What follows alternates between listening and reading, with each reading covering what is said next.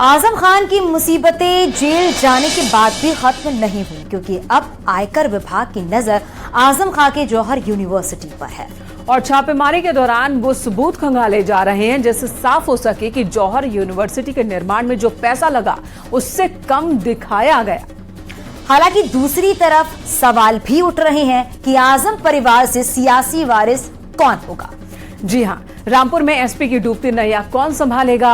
आजम परिवार से अलग चेहरे को मौका मिलेगा क्या? ये भी एक बड़ा सवाल है। सवाल ये भी है कि रामपुर में आजम के बाद मुस्लिम चेहरा कौन है? तो क्या सियासी वारिस की तलाश में समाजवादी पार्टी जुट गई है? क्योंकि लोकसभा चुनाव में अब बेहद कम वक्त बचा है और आजम खान बेटे अब्दुल्ला और पत्नी तंजीन के साथ जेल की सजा काट रहे हैं। इसी पर आपको एक रिपोर्ट दिखाते हैं।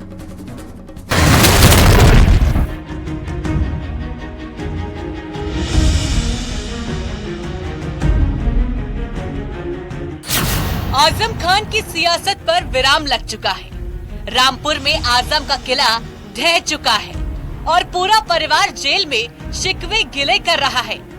लेकिन मुसीबतें यहीं तक आजम खान का पीछा नहीं छोड़ने वाली, क्योंकि अब आईटी की नजर आजम खान के जौहर यूनिवर्सिटी पर है।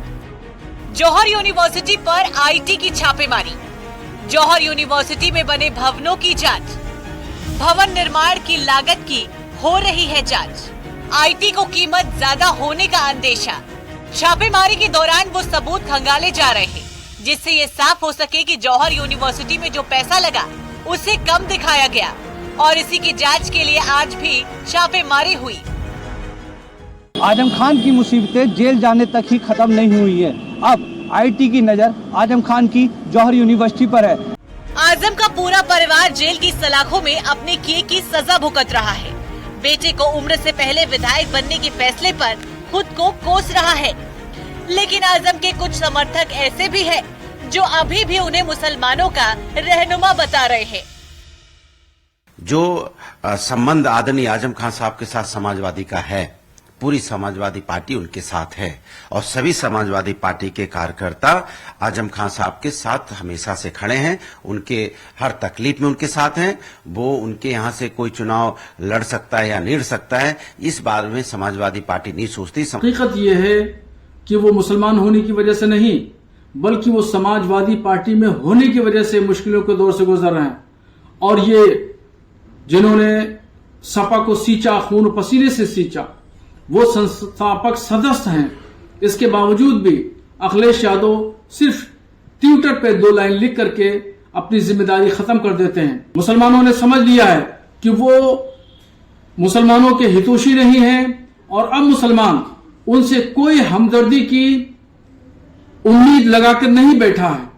आजम खान और उनकी फैमिली के जेल जाने के बाद सवाल उनकी राजनीतिक विरासत का है। बीजेपी विधायक आकाश सक्सेना ने इस मुद्दे पर कहा कि आजम खान ने अपने या अपने परिवार के अलावा राजनीति में किसी को खड़ा ही नहीं किया, मुसलमानों का केवल राजनीतिक फायदा उठाया। देखिए, आजम ने कभी अपने या अपने परिवार के अलावा किसी तीसरे आदमी को राजनीति में खड़ा ही नहीं किया और इसका जीता जागता उदाहरण यह है कि रामपुर में इतनी प्रतिभाएं होने के बाद भी आजम के साथ जो नेता रहा उसको उन्होंने बिल्कुल नौकर की तरह रखा। आज जो बचे कुचे जो लोग उनके साथ रह गए हैं वो बिल्कुल नौकर जैसा है। आजम कहते हैं उठो तो उठ जाते हैं, आजम कहते हैं बैठ जाओ तो बैठ जाते हैं। कभी किसी को उनकी प्रतिभा के अनुसार कभी इस्तेमाल नहीं किया।